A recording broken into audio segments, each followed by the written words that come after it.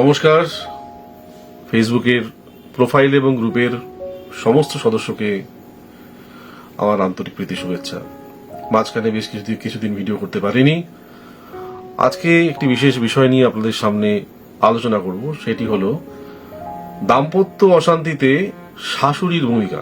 হ্যাঁ, দাম্পত্য অশান্তিতে শাশুড়ির ভূমিকা এটা বিশেষভাবে গুরুত্বপূর্ণ হয়ে ওঠে দাম্পত্য অশান্তি এবং বিচ্ছেদের ক্ষেত্রে।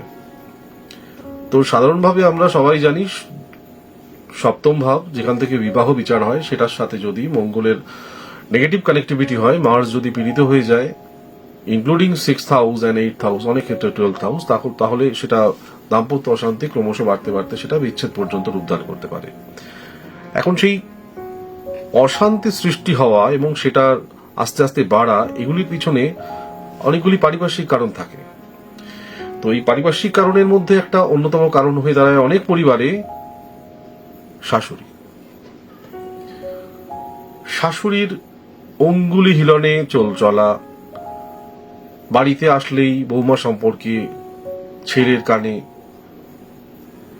শাশুড়ির মানে ছেলের মায়ের বৌমা সম্পর্কে ছেলেকে লাগান ভাগান করা থেকে কনস্পিরেসি, আরো অনেক অনেক অনেক বিষয়।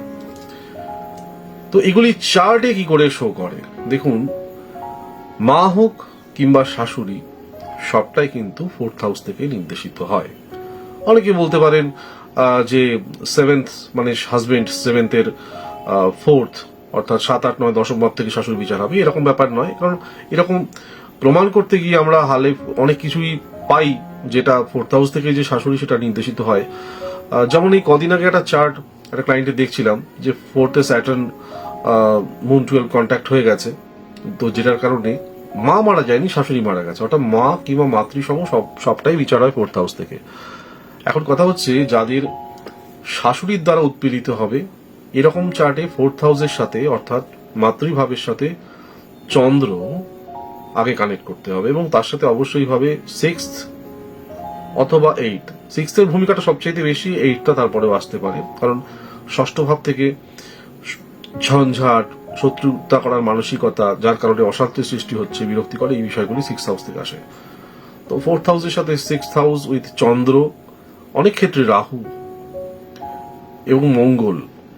চন্দ্র মাতৃকারক গ্রহ, অশান্তির কারক গ্রহ মঙ্গল, এবং রাহু হচ্ছে যেখানে কনস্পিরেসি, অপরাধমূলক, অন্যায়মূলক বিষয়বস্তু থাকছে, তা সেটার জন্য রাহু চলে আসে। এবং এই অন্যায়মূলকের সাথে আরেকটি হাউস কাজ করে, সেটা হচ্ছে 8th। এরকম ব্যাপারটা যদি চার্টে কানেক্ট থাকে এবং সবকটা হাউস প্ল্যানেট মিলে যদি 7th হাউসের সাথে কানেক্ট হয়ে যায়, তাহলে বুঝতে হবে এইরকম ক্ষেত্রে কোনো একটি চার্টে যদি কোনো জাতিকা শ্বশুর বাড়িতে ভুক্তভোগী হয়, অশান্তি হয় প্রচন্ড পরিমাণে, সেক্ষেত্রে সেই পরিবারে শাশুড়ির একটা বিশেষ অবদান আছেই আছে।